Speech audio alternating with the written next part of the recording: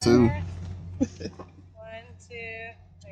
Oh my gosh, you guys are cute. Have We fun. love. Man. See you. All right. Put it up all here? right. Yeah, you good. You good. We put it right there when you talk. We taking a ride, man. Look, I can't put it on my social right now. I gotta wait on it. No, you can do it whenever you want to, or whatever. I still gotta drop them. You just be like, it's when it's coming. Man, listen, we live right here in the drop. TDT Top Down Talks, another special episode, like I always say. They're leaving a special event like they always do. In the whip with me, I got Mrs. Keturah Heron, Mrs. Senator Keturah Heron, and also I got my dog, Representative of District 42, Mr. Josh Watkins in the building. How you feeling, Josh? What's going on with you? What's popping? Listen, I'm back here.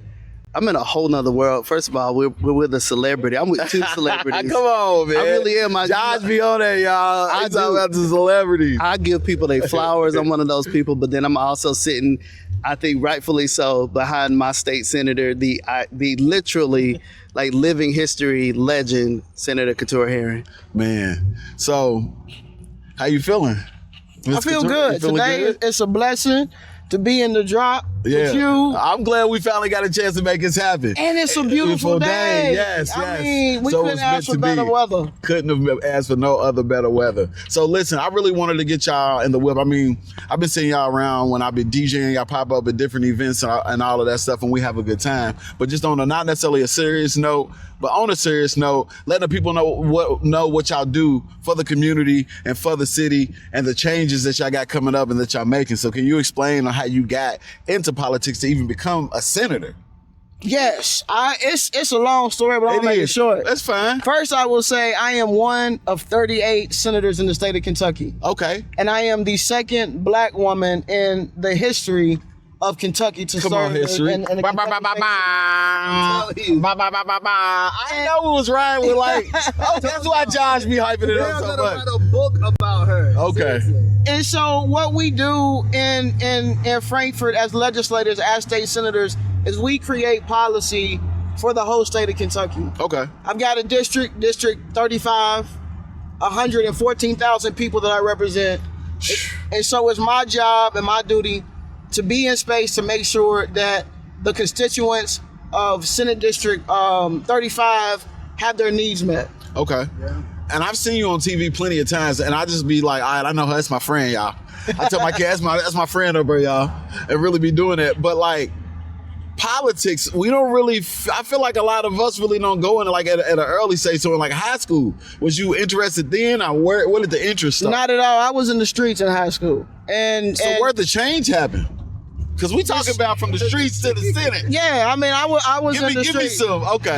The biggest thing is that my life experience made me qualified to do what I'm doing today. Okay. And so I did go to college, did get a degree, went back to school, got a master's in juvenile justice.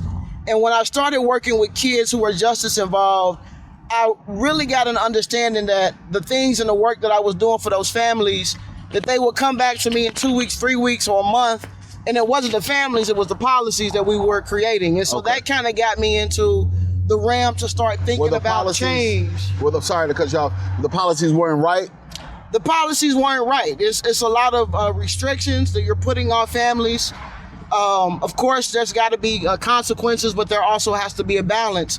And what I realized is that when you look at a kid who's in foster care or a kid who is in the Department of Juvenile Justice, they all have gone through the same trauma, but the kids are being treated differently. And so I wanted to do something different. And so I started learning about policy and got engaged with the ACLU of Kentucky. Okay.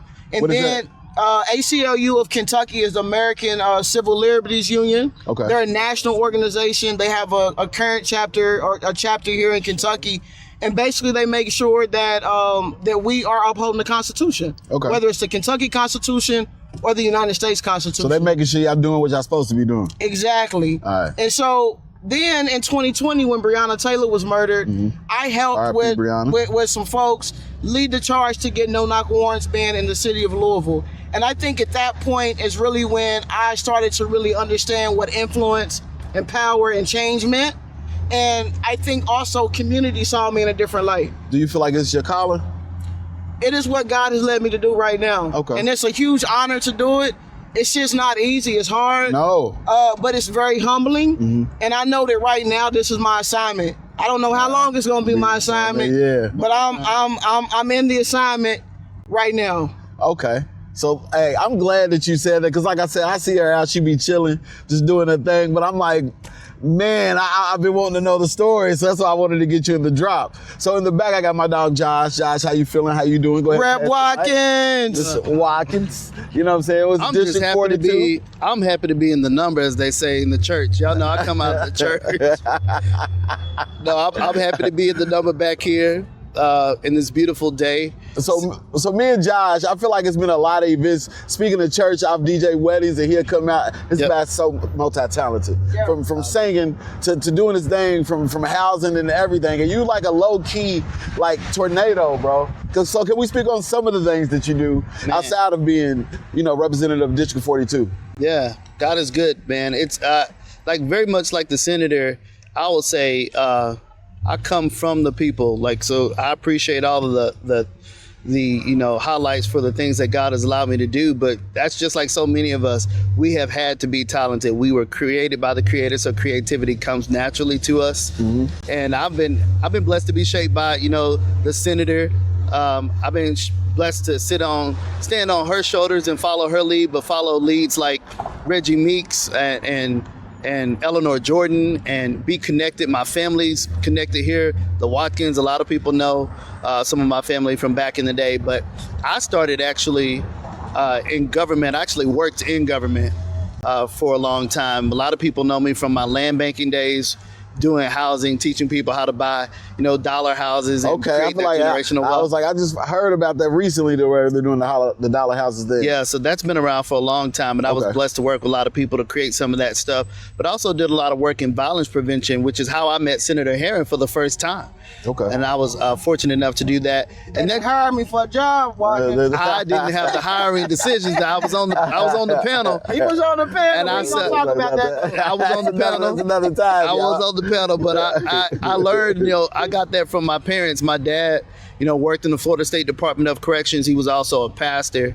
And so being in community and other people and knowing what happens and impacts people is the reason why I got into it. And then really quick story, the reason why I'm in this seat right now is because of Senator Heron. Y'all don't get in an argument with her because you're going to lose. I told her I didn't want to run for office like 3 times. And she hit me with so if the community is knocking on your door, something like if the community's coming to you, knocking on your door, asking you to help, are you really gonna tell community no? She something in you, bro. She had to pull it out of you, man. She was like, come on over here. We need more. Come on over here. Man, come on. Yeah. I've been here ever since, and I'm just grateful. I'm grateful to be able to serve. That's what's up, man. So, re-election is coming up soon. I feel like May 20. Yeah, May 26th is the primaries. Okay.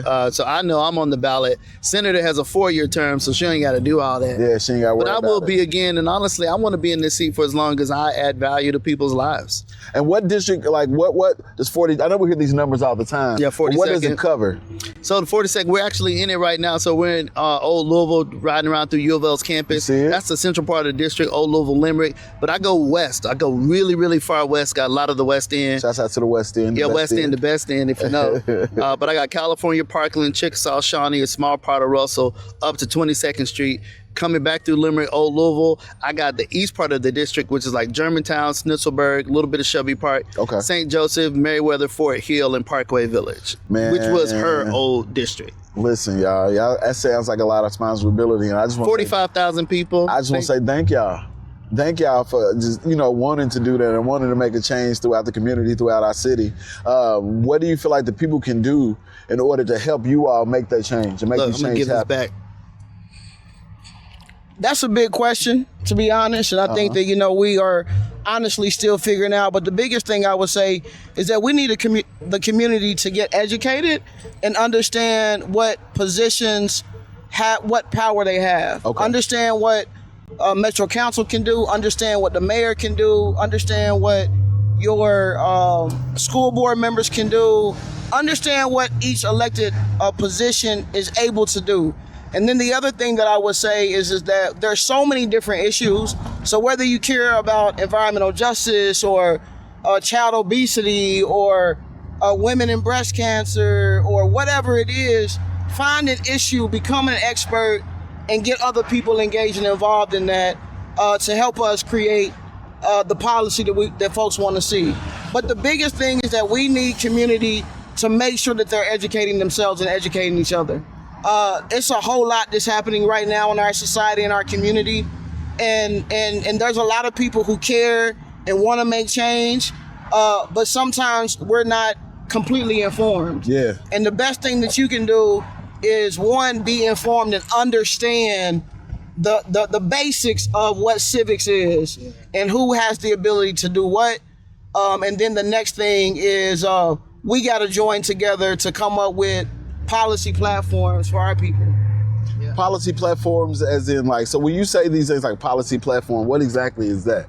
And it's up to the people, and it's up to us as elected officials to work with the folks. I think that a former council person, Councilman Ja'Cory Arthur, said it best one day. He was in here, he rolled in there with us. Yeah. He said one day, people, the community needs to be talking to each other. Electeds need to be talking to other electeds.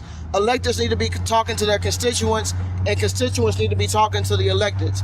And so when I say policy platform, I mean, what are the changes that we want to see in our community? Okay. And we have to create that together. When we create those things together, and we're saying these are the top 5 things or the top 3 things that we want to see, then it allows us to build this power together. Yeah. It seems like, just picking on what you're saying, it's like different movies, and it's like that old man or that old woman in the movie that's kind of like, every day I come out here and the concrete is messed up every time, and it's just shooting, and it's like, but that one old person is always going to the meetings, I always want to do those things, but what it is going to take is, like, literally, if you go walk outside your door and you want to make that happen, those are the policies. Is that what you're saying? Yeah. But you got to do a little bit more digging to be like, okay, these are the steps that we got to take in order to see this thing. So if I want to park in my community because it's this, and stop people from looting in this area, it means I got to do X, Y, Z. Is that what you're saying? I'm just trying to get an understanding, a simpler understanding, so people can really know. Yeah, that is exactly what I'm saying, is that change can happen, and it will happen if we all come together and work together. You got to identify what the issue is. Okay. And some people are going to see the issue, and everybody's going to say, we don't want people homeless on our block. Business owners are going to say they don't want homeless people on the block because it's messing up their business. Yeah. Some advocates are going to say people shouldn't have to live home, have to be on the street. There's other people who are they're gonna care about the issue for different reasons. So it's like all of us coming together. We got to figure out. Everybody cares about the issue, but we might have a different value of why we care about the issue. But we still got to come together because we all care about the same issue. Yeah. But it's just a matter of how do we work together and come together, regardless if at the end of the day the reason why I care about it may be different than the reason why you care about it. If that makes sense. Nah, it makes and I'm going to pass it on because... No. That's it. Like, listen, like, Josh, if you got something you want to mention, where can they follow y'all at? Definitely. So, well, in terms of following, I mean, on social media platforms, all of them, Joshua Fort, Kentucky, Keturah Heron is up there. Senator Keturah Heron is the same place as well. But I'll say on the policy side, education is most important. And you get that by being connected to the people and staying in community, meaning that there's an old saying, but it's a true saying, when you know better, you'll do better. Yeah. But a lot of times, people perish for that lack of knowledge when you don't know it. So when you ask me, what does a vision for the 42nd look like, or what does our community need? Well, I'm going to say jobs, housing, healthcare, and food are kind of like the basics for me.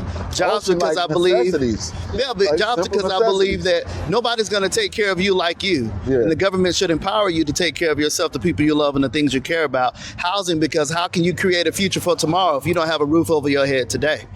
You can't do that. When I go to healthcare, I believe that every Kentuckian deserves to have quality, affordable, accessible healthcare.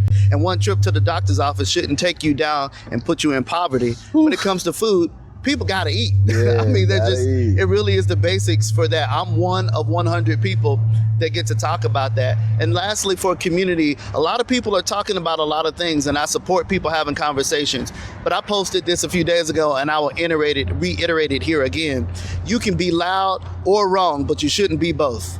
Oh, wait. You can't sit. Say it one more time. You can be loud or wrong, but you shouldn't be both. Man. Woo. I know a lot of people having a lot of conversations about things that they're passionate about, but they don't know about. And then particularly a lot of electeds have historically kept themselves away from the people.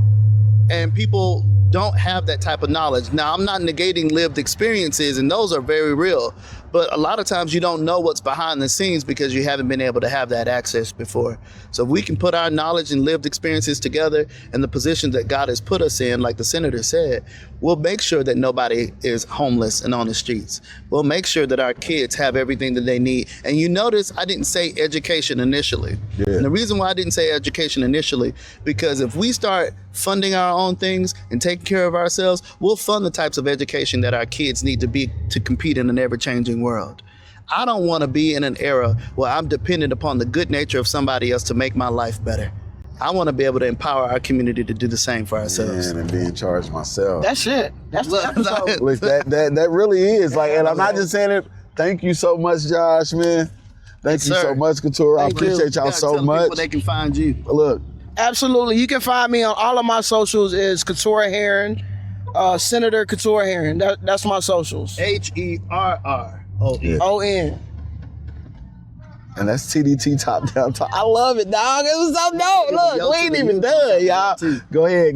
Look. A shout out to the Nukes, the Brothers of Kappa Alpha Psi Fraternity Incorporated, specifically Hey. the Louisville Alumni Chapter, where I serve as pole mark. Come on, man. Thank y'all, man. I Appreciate heard it it. right here Thank you. first. TDT. I feel like, well, look, that was great. That was. Thank you. Nobody. Plus, so if we get